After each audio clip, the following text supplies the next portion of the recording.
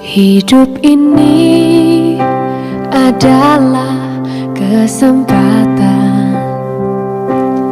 Hidup ini untuk melayani Tuhan. Jangan sia-siakan waktu. Shalom pemirsa, sebelum mendengarkan firman Tuhan hari ini, kita sama-sama berdoa. Bapa yang baik yang bertahta dalam kerajaan surga, kami mengucap syukur Tuhan buat berkat yang boleh kami rasakan hingga saat ini. Tuhan, pada kesempatan ini kami akan mendengarkan audio kitab Kejadian.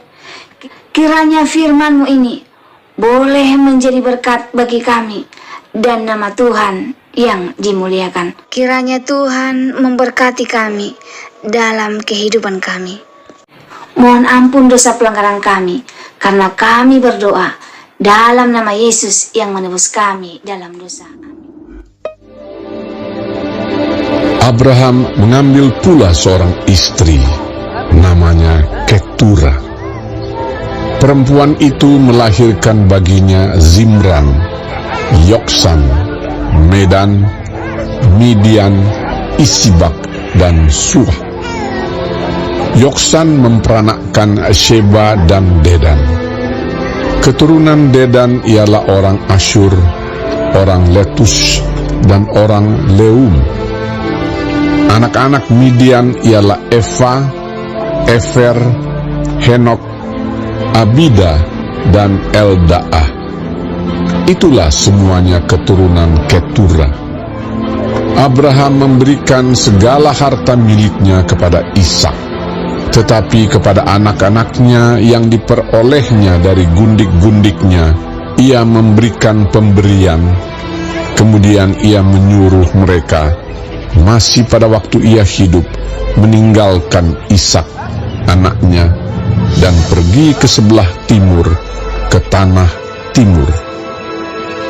Abraham mencapai umur 175 tahun, lalu ia meninggal. Ia mati pada waktu telah putih rambutnya, tua dan suntuk umur, maka ia dikumpulkan kepada kaum leluhurnya. Dan anak-anaknya, Ishak dan Ismail, menguburkan dia dalam gua Makpelah, di padang Efron bin Zohar, orang Het itu, padang yang letaknya di sebelah timur Mamre, yang telah dibeli Abraham dari Bani Het. Di sanalah terkubur Abraham dan Sarah istrinya.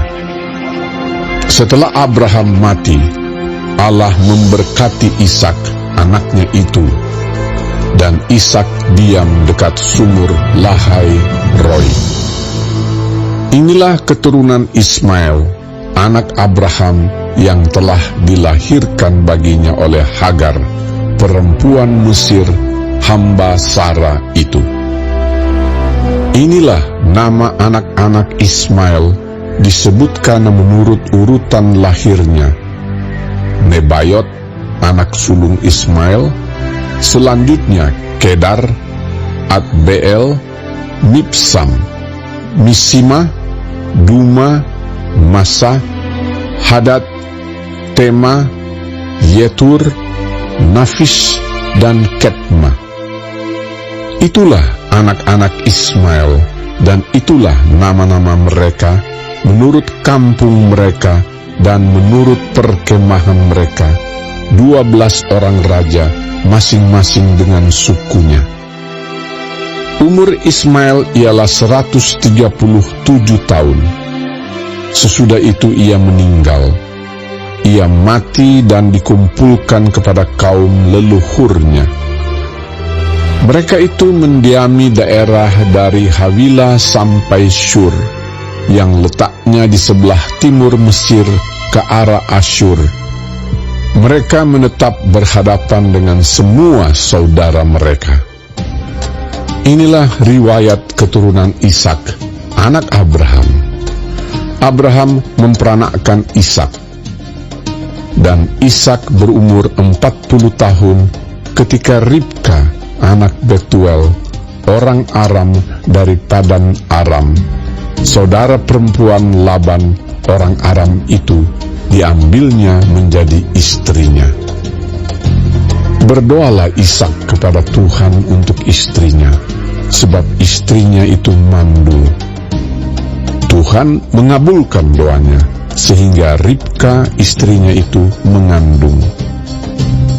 Tetapi anak-anaknya bertolak-tolakan di dalam rahimnya, dan ia berkata, "Jika demikian halnya, mengapa aku hidup?" Dan ia pergi meminta petunjuk kepada Tuhan. Firman Tuhan kepadanya, "Dua bangsa ada dalam kandunganmu, dan dua suku bangsa akan berpencar dari dalam rahimmu.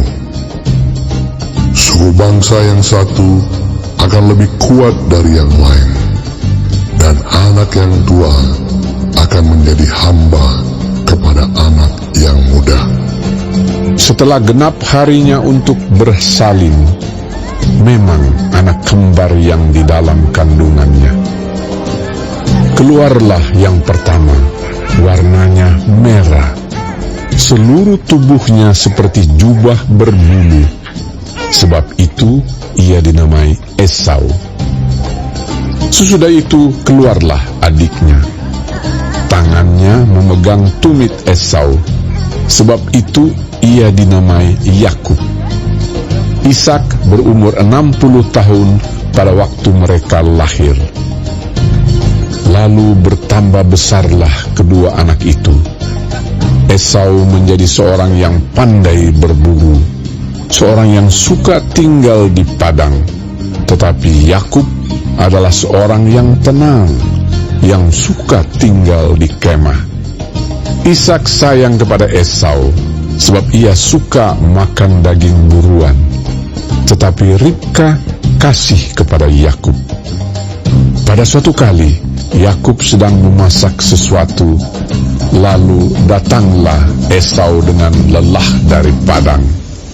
Kata Esau kepada Yakub, "Berikanlah kiranya aku menghirup sedikit dari yang merah-merah itu, karena aku lelah." Itulah sebabnya namanya disebutkan Edom. Tetapi kata Yakub, "Jualah dahulu kepadaku hak kesulunganmu." Sahut Esau, "Sebentar lagi aku akan mati. Apakah gunanya bagiku hak kesulungan itu?" Kata Yakub, "Bersumpahlah dahulu kepadaku." maka bersumpahlah ia kepada Yakub, dan dijualnyalah hak kesulungannya kepadanya. Lalu Yakub memberikan roti dan masakan kacang merah itu kepada Esau. Ia makan dan minum, lalu berdiri dan pergi. Demikianlah Esau memandang ringan hak kesulungan itu. Terima kasih pemirsa telah mendengarkan firman Tuhan hari ini. Sampai ketemu besok hari. Terima kasih, Tuhan